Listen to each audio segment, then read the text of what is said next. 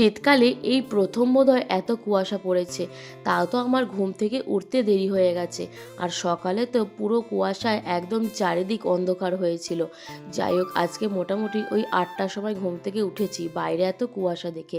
না হলে তো প্রত্যেক দিন আমি সকাল সকালই ঘুম থেকে উঠে যাই।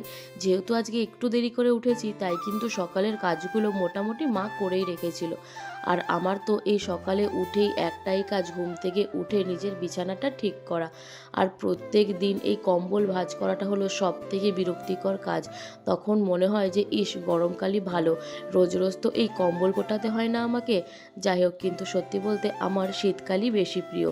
ওইদিকে তো বিছানা তোলা হয়ে গেছে, তারপর চলে এসেছি ঝাঁটা হাতে ঘরে। এরপর আমি ঘরটাও একটু ভালো করে ঝাঁট দিয়ে নেব, কারণ একটু পর যেহেতু আমাকে ঘর মুছতে হবে, তখন যদি এরকম ধুলো থাকে তাহলে কিন্তু ঘরটা একদম সাদা হয়ে থাকবে। তাই ঘরটা ভালো করে ঝাড় দিয়ে চলে এসেছিলাম সকালের ব্রেকফাস্ট করতে।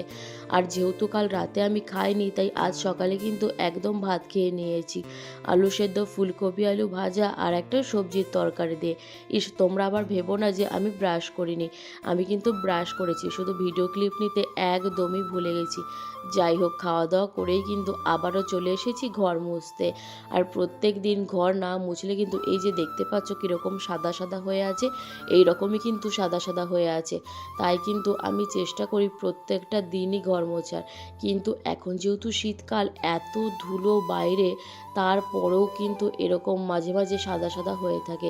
সেটা দেখে আমার প্রচণ্ড রাগ লাগে, আর মাকে আমি বলি যে তোমরাই হয়তো নোংরা করেছো।